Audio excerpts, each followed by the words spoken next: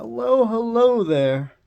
Today we are going to be reading the fundamental law of the Union of Soviet Socialist Republics, also known as the Constitution of the Union of Soviet Socialist Republics. This was adopted by the 7th Special Session of the Supreme Soviet of the USSR. I guess that would be like a Congress of some sort. It's a Congress. Ninth Convention on October 7th, 1977. So remember, the Soviet Union doesn't exist anymore. There are remnants of it, like the Russian Federation and other countries, but they're not the Soviet Union, obviously. The Soviet Union no longer exists. Okay, this is the introduction of the Constitution. The Great October Socialist Revolution, The Great October Socialist Revolution, made by the workers and the peasants of Russia under the leadership of the Communist Party, headed by Lenin, overthrew capitalist and landowner rule, broke the feathers of oppression, established a dictatorship of the proletariat, and created the Soviet state, a new type of state, the basic instrument for defending the gains of the revolution and for building socialism and communism. Humanity thereby began turning from capitalism to socialism. After the victory in the Civil War and replacing imperialist intervention, the Soviet government carried out far-reaching social and economic transformations to put an end once and for all for exploitation of men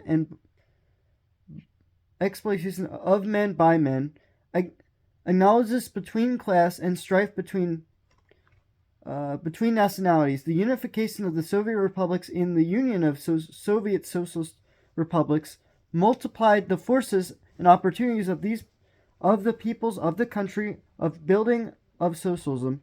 Social ownership means the production and genuine democracy for the working masses were established. For the first time in the history of mankind, a socialist society was created. The strength of socialism was vividly demonstrated by the immoral feat that the Soviet people and their armed forces would achieve great historic victory in the Great Patriotic War.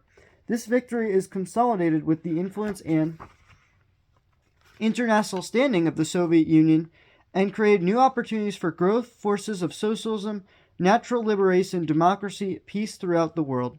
Continuing their creative endeavors, the working people of the Soviet Union ensured rapid all-around development of the country and steadily improved the socialist system. They have consolidated the lines of the working class, collective farm peasantry, the people's intellectual, and friendship on nations and nationalities of the USSR. Socio-political ideology, unity of the Soviet society, which the working class is leading force, has been achieved. The aims of the dictatorship of the proletariat have been fulfilled. The Soviet state has been a state of the whole people. Leading role of the Communist Party, the vanguard of all the people, has grown. In the USSR, the developed socialist society has been built. At this stage, when socialism is developing on its formulations, the creative forces of a new system and its advantages of the socialist way of life have become more increasingly evident, and the people working are more and more widely enjoying the fruits of their great revolutionary gains.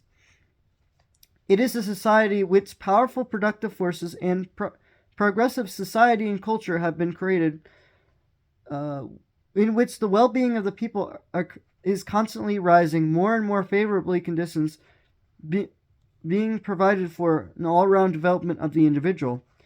In the basis of a material social relations, which the basis of drawing together all classes and social strife, and the judicial and factual equity in all nations and nationalities, and their fraternal cooperation, a new history of the people has been formed, the Soviet people. In this society of high organized capacity, ideological commitment, and consciousness of the working people who are patriots and internationalists, it It is a society of law that life is concerned with all of the good of each other and the concern of the good for all. It is a society of true democracy, a political system that ensures efficiency, management of all public affairs, ever more than the participation of the working people in the running of the state, the combination of the citizens' rights and freedoms of the obligations and responsibility to society.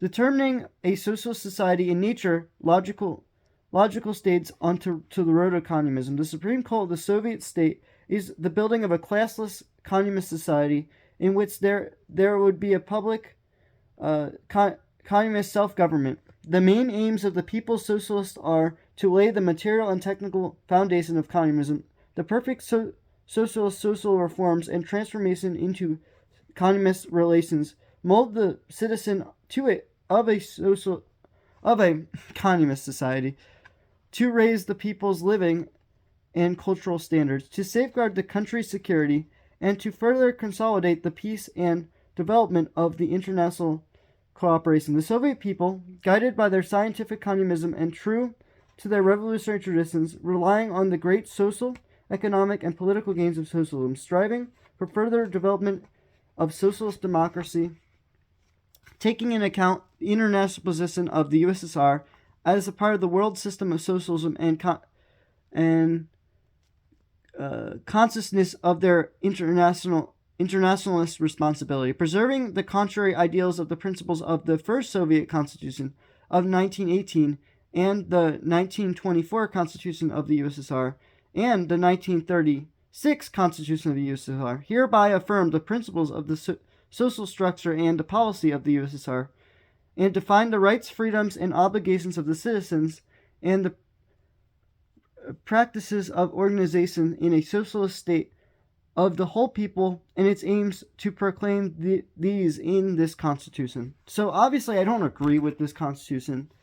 I don't think that there ever will be a stateless, classless, moneyless society. But it is very interesting. And by the way, I'm on like the last part of the book because that's basically where the Constitution is. So this is the goals of the Constitution, basically. It's a lot bigger than the preamble of the U.S. Constitution, which we will get into later on. But I really do like the preamble of this. It talks about kind of the history of the revolution a little bit, and it talks about the three constitutions that came before it. So, I mean, I like that it is kind of building upon it. Again, does it mean I agree with them? No, not at all. I just wanted to learn about it, and I want to read it out loud to people so they understand that this is what they were trying to get at. The dictatorship of the proletariat will be reduced over time to where the workers have a say over time. That's kind of their goal. And the problem was they couldn't just de-establish the dictatorship, or else things would just go out of whack. So apparently it just didn't work. That was kind of their plan. It does see it. The preamble says it right there. That they're trying to create intellectuca, or whatever they call it, the intellect people and the workers kind of put into the same class. The problem is you can't do that. It's very hard to do that, at least. And so, not saying that not everyone could be an intellect, not everyone could be a worker, but it's just like, at some point there does need to be like, okay, maybe obviously the Soviet Union is like, yeah, some people have to make rules, some people don't. They did follow Karl Marx to a T with the proletariat dictatorship. I don't know if I necessarily agree with it. It's something to really look at. I don't even really like the labor theory of value. I think the labor theory of value is completely wrong. I'm more of an Austrian. I'm not a unitary guy. I don't like the unitary, or what do they call it? Utility theory of value. I'm more of a subjective theory of value kind of guy. But, that's just my opinion. I'm not a Chicagoan. I'm an Austrian economist, But I'm not educated in. I just read economics books all the time. And so I found this Constitution quite interesting because it talks a lot about the economy. That's why I just want to dispute it. And so we're going to go into Chapter 1. I don't know how many articles are in Chapter 1. we're just going to do chapter 1, maybe chapter 2. Okay, there are 9 articles in chapter 1 of the Soviet Constitution. You know what? We'll do chapter 1 today. But after chapter 1, I think I'm going to be done. Because, 20 minutes of reading is a little ridiculous for me. I have a hard time reading that much. I'm sorry, guys. Okay. This is part 1 of the Soviet Constitution. The Principles of the Soviet Structure and Policy of the USSR. Chapter 1, the Political System. Article 1. The Union of Soviet Socialist Republics is a socialist state whereby the whole people, expressing their will and interests of the workers, peasants, and intellectua, is the working people of all nations and nationalities of the country. All power of the USSR belongs to the people. The people exercise state power through Soviets of people's deputies, which constrain the political foundation of the USSR. All state bodies under the direct control of and accountable to the People's Soviet People's Deputies. Article 3. The Soviet state is organized and functions on the principle of democratic centralism, namely the elevatedness of all bodies of state authority from the lowest to the highest, their accountability to the people, and their obligation to lower bodies to observe the decisions of higher ones. The democratic centralism combines with the central leadership, with local initiative and creative activity, with the responsibility of each state body and official for work entrusted to them. Article 4. The Soviet state is the body's foundation of the basis of a socialist law, ensure the maintenance of law and order, and safeguard the interests of society and rights and freedoms of citizens. State organizations, public organizations, and officials shall observe the Constitution of the USSR and Soviet laws. Article 5. Major matters of the state shall be submitted nationwide discussion and put on a popular vote, referendum.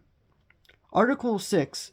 The leading guiding force of the Soviet society and its nucleus of political system of all state organizations and political organizations is the Communist Party of the Soviet Union. The CPSU exists for the people and serves the people. The Communist Party aims with a Marxist-Leninist determinist of general perspectives of the development of society and the course of the home and foreign policy of the USSR, directs the great constructive work of the Soviet people, and impacts a planned, systematic, theoretical, subsistent character of the struggle of the victory of communism. All party organizations shall function within the framework of the Constitution of the USSR. Article 7. Trade unions, all Union Leninist, Young Communist League, cooperatives, and all publicly organizations participate in according with the aims down in their roles in managing the state and public affairs, including public, economic, and social cultural matters. Article 8. Work collectivized, take part in discussion of deciding the state and public affairs in planning, production, and social development in training. In training and placing personal and discussing and deciding matters pertaining to management of enterprises and institutions, improvement of working and living conditions, and the use of funds allocated for both of developing production and for social and cultural purposes and financial incentives. Work collectivizes, promotes socialist emulation and the spread of progress methods of work, and strengthening the production discipline, educate their members with the spirit of communist morality, and to strive to enhance their political consciousness and raise their cultural level and skills and qualifications. Article 9. The principle of direction and a development of the political Soviet society is the expression of a Soviet democracy, namely the broader participation of citizens in managing the affairs of society and the state, consciously improving the machinery of the state, heightening the activity of public organizations, strengthening the system of people's control, consolidating a legal foundations for functioning of state and of public life, greater openness and publicity publicly, and consolidate responsiveness to public opinion. So that was chapter 1. It's only like 3 pages, really. I don't know if I want to read the whole thing, but all of the chapters in part 1 of the Constitution. I probably don't. That was chapter 1 and the preamble of the Soviet Constitution. I hope you've enjoyed this reading. It was basically, there was 9 articles in chapter 1. There will be way more articles. I think there's like 100 and let me look at the articles. There's 160. Oh, hold on. 174 articles. 174 articles. So we're only at 9. We only read 9 articles. I have to say that while I disagree with the labor theory of value, it has driven society like this Constitution. It has driven a lot of people to think that the labor theory of value works. And so that you can sort of argue, oh, we need a dictatorship of the proletariat using the labor theory of value. I object to that a little bit, but I'm here to listening to their ideals with this Constitution written in 1977 and was enacted, I believe, in 1980, just to see like what they actually believed, because you can't just say one thing is bad and not read their material. And they did. It looks like they are saying, oh, Marxist-Leninist society. So it does look like they are taking direct inspiration from Karl Marx, from Das Kapital, and probably from the Communist Manifesto. I think pretty obviously from the Communist Manifesto. Do I agree with them? No. Do I agree with their labor theory of value? Absolutely not. But there are so many people, especially young people today, that do agree with it. And I want to take time to, I don't want to just make fun of them, but when I read their material and I say, okay, this is wrong, I haven't really said any articles are wrong, but, it looks like every corporation is tied to the government in some way, and the government sort of controls, the people's material, and they say, oh, it's the central, the states don't really have any say. It's really the central body of this USSR. That's what it's saying here. That's doing it. It doesn't look like the states have that much say in their society. I mean, it's not saying like the Russian Federal Republic has more power than another state, but it is saying that, oh well, Moscow, the capital, basically can dictate how much resources go to each state. It looks like. And again, I mean, all these republics probably do have representatives going to Moscow, or at least they did, but until 1991 when the Soviet Union collapsed. But I just wanted to read that little preamble and the chapter 1 of the Soviet Constitution, because it's so different from all these constitutions up here, the French one, the Magna Carta, the United States, which I live under. So different from anything I've ever read. That it's so interesting to me that they care so much about this revolutionary thing, like. We don't talk that much about the revolution in other countries. We don't talk about the French Revolution in their document. We don't talk about the American Revolution in our document. Although clearly we think that our English rights were being trampled on, so we made sure that rights as Englishmen were preserved in a Bill of Rights. So, in that sense, I mean, we don't explicitly say it, but it is implied that happened in our revolution, right?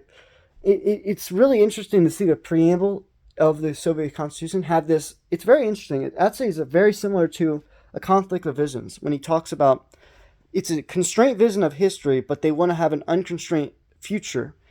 And that is exactly what the Soviets want. It's very interesting. And this unconstrained thing, though, gives the government so much power over these people. And I wanted to understand why this happened, and why did they pay 60% more for steel? Because they couldn't calculate prices very well. Now, I'm not saying that the Soviets were. They were trying. They were trying to calculate prices from other countries, so that's how they were paying for their steel. But they were paying 60% more for steel, and the average person there wasn't making that much money. So clearly, something went wrong. Again, I mean, there's the debate, the socialist Commonwealth debate, where calculating prices in a socialist economy just doesn't work very well. And it's pretty clear that like the Constitution is going to try to lay out how do we pay for all this stuff if we can't calculate it without markets. And so, I mean, they're trying. I really want to just read the whole thing because I want to understand how they come to the conclusion that we don't need markets and we can just use a vote in order to say we need these resources. But obviously, the people who are voting, they clearly didn't like the system, or else the country would still exist today. So maybe I don't know, right? I'm not very educated on this topic because I don't know, I never grew up in a Soviet society or whatever, but it is very interesting. That's why I wanted to read it. I have to thank Boris for writing this, or Boris, whoever he is, the diplomat who published this with the publishing house of literally the Soviet Union did publish this. I did buy it from the house, the what is it? The company that took over after the Soviet Union collapsed. I did buy it from them. But it's fantastic. I love the way this book is. They've got pictures and like little diagrams and all this stuff. It talks about like the history of it. But I mean, this book was written in 1980. Obviously, it's a little bit different now. It's very different now than because this book hasn't been touched in 50 years. If there's anyone who's gonna buy something weird like this, it'd be me. But I just wanted to learn, and there's nothing wrong with learning something you disagree with, And I want to make fun of it a little bit because, we always talk about the market cycle here. We always talk about how every 7 years there's a market cycle. It goes up and down, and there's a high employment and low employment. And in the Soviet Union, that's sort of this, they had a 70-year cycle where everything was good until the 1980s, and then everything went down, and they never recovered, and then the entire country collapsed. And then you had giant, bureaucrats buying up all these oil companies, because they privatized the oil companies, buying up all these shares, and then they had to indirectly, they had to use their money to purchase military assets. You could get anything in the 90s in Russia if you wanted to. You could buy any tank or any nuke or whatever. That's what a lot of Japanese people did. They started anarchist revolutions in Japan, started buying up military equipment, and then they did some terrible stuff. But and it's just very interesting, the whole history of how something got destabilized. Because this revolution of this ideal of like freedom, but we centrally control everything, completely collapsed. It turned into total freedom. But people didn't know what to do when they had total freedom because everything was centrally controlled. And so that's what I always argue against central planning. I'm not saying that central planning, I don't know, maybe there's a society where it worked, but I highly doubt it. There's always been markets to counteract. Like, I do think that you need a separation of powers. You need a private market and a public market. And the public market, public market's the government, and you have separation of powers within the government as well. I feel like the beginning of the Soviet Union didn't really have that. You had this general security guy named Joseph Stalin, and he sort of just controlled all the jobs. You gave this guy an immense amount of power. He had to control all the jobs for like pretty much every single position in the Soviet Union, even though he was made fun of for everything. But and then Lenin's like, oh, don't tell the guy who's in charge of all the jobs not let Stalin be the guy who, to run the country. It's like, well, yeah, he was the guy who controlled the job, so of course you messed up there. But it's just very interesting how historical this the Soviet Union. I would argue it's an empire of just an ideology. It's we don't really have those anymore, but it's very interesting to see that this ideology made an empire. I don't think Karl Marx ever envisioned that it would be in the Soviet Union or Russia. He would probably envision it being in England, where he was living, or France. He was mainly thinking about those two countries. And so to see it, see that these capitalist countries produce so much, they produce so much meals, they produced all this stuff. Like Adam Smith said, in the division of labor creates way more wealth than anybody planning ever could. And it actually created more wealth that people just didn't complain enough to make a revolution. But Russia didn't have that. And so they made a revolution because they didn't really have any wealth. They didn't really have anything to do. They were actually generally on upward trajectory for capital markets in the Russian Empire. But they just the what is it? The central body, the people, the family that was controlling Russia, they were still oppressing a lot of people. So obviously they're going to talk a lot about that as well. I think how this royal family. Hopefully, I don't think they will. I mean, it's just the fundamental law. I don't think they're going to talk about the history of it that much. They talked about it mainly in the preamble. That's probably where I'm going to get most of the knowledge, the preamble. But we already read the preamble, so. But I would like to see just how would you prevent something like a royal family from appearing again? And obviously, the answer was central planning and appointing of government officials. That was what the Soviet Union had. We had to elect our leaders here. Because like when you wrote in the Soviet Union, you can vote for your materials in your factories and stuff like that, but you couldn't vote for somebody who is not a Soviet, not a Communist Party member. You can vote for independence, but you couldn't vote for anybody outside independent or Communist Party member. That's what I've read anyway, and the reason for it is because they didn't want disagreement. They wanted people to all think that this revolution was good for people and whatnot. But it's like, yeah, but you need disagreement, freedom. You need disagreement and freedom. You can't have it both ways. So it's very interesting. This whole like it sounds very contradictory, and it sounds a lot like the book 1984 a little bit. Let me get that. How they talk about freedom as slavery. And I actually agree with 1984 a little bit, but yeah, I mean a lot of people seem to be confusing freedom with slavery. That's a very scary, slippery slope, but it is the slope that we've come across. I really do love this book, 1984. I love the language he puts at the end. It's so different from anything else I've ever read. It's the most like the language control in this book has to be the best part of 1984. I've read this whole thing. And I have to say that it's very similar to the language they would use for somebody who believes there are certain classes. Now, George Orwell was obviously someone I would disagree with a lot, but he does talk about how you would use a revolution, a proletariat revolution, to have a mandatory party doctrine. So it's very interesting to me, despite the fact he was pro-socialist, George Orwell, he was getting around to liking capitalism towards the end of his life. But it was very interesting to see that these people that don't want hierarchy, though, they artificially make another hierarchy. It's just inevitable that you need a hierarchy in some regard. I think that if you have many hierarchy competing for each other, for people's dollars and competing for people's votes, rather than one central hierarchy, that it's much better for society because you can go to one hierarchy and then go to another one.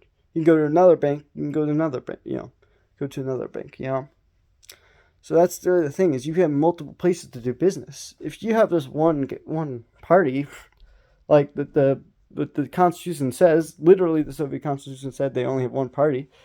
Where are you gonna go if you disagree with that party? You know what I mean? Nothing wrong with that party or anything. I don't know a whole lot about them, but how are you supposed to get anything done if there's one bank, one party, or maybe they had multiple banks? I don't really know how they functioned.